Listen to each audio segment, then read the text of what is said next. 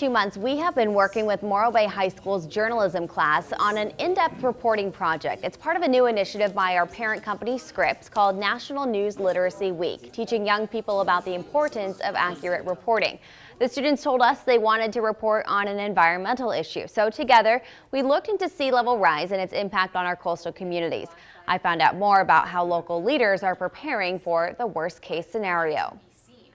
King tide waves crash onto Coleman Beach in Morro Bay, washing over the sand in a preview of what could be the new normal years from now. King tides are the highest tides of the year, and they happen in winter. They show us what the normal tides of the future might look like. Rachel Pass in the Morro Bay National Estuary Program want locals to better understand the potential, perhaps inevitable, impacts of rising tides.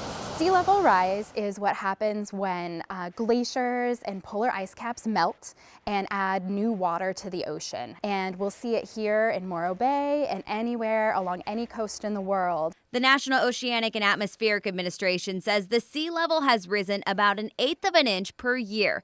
That's 1.25 inches over the last decade. Down by Morro Rock, you might not have a beach there one day. It's a side effect of carbon emissions warming the atmosphere. 97% of scientists agree this is happening. KSBY Chief Meteorologist Dave Hovde says the evidence of climate change is irrefutable, and even though sea level rise isn't greatly impacting our coastline yet, The concern right now is that sea level rise, the rate that it's happening, is even exceeding predictions that we had, say, 5 years ago.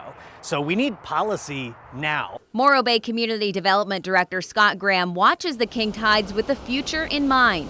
It's a little disconcerting to think that that's what things could look like on a more regular basis. In less than a century, scientists say the sea level could rise by nearly 10 feet in a worst-case scenario. Sea level were to rise that much, we would have a difficult time dealing with it.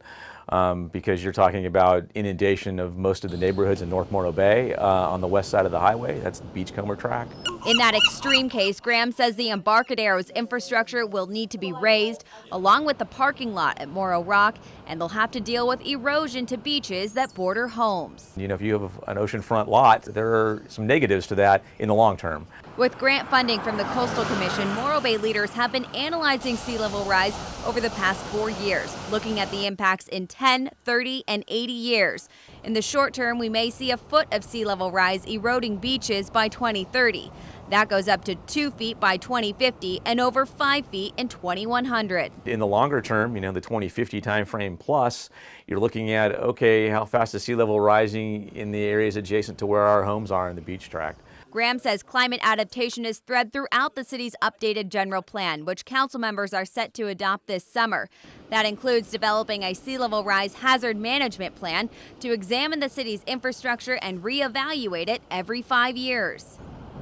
When the king tides return February 8th, experts say not to feel doomed, but look at how to reduce your carbon footprint. There's reason for hope, but we really have to start making the change. We still have a chance to make a positive impact for our lifetimes and for our children and grandchildren. Adapting to a warming planet and planning for what could become a very different Central Coast. Morro Bay High School journalism students looked into the specific impacts of sea level rise where they live and on their campus and what's being done to prepare. We talked to the students about what they learned from their reporting process.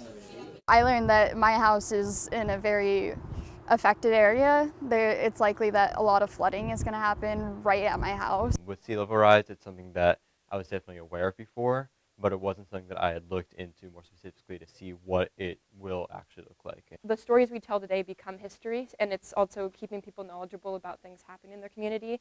And so I really like being a part of that and telling stories and allowing people to become more aware of the world around them. To read the students' reports about sea level rise on the Central Coast, look for this story later today on KSBY.com. Now to our top story.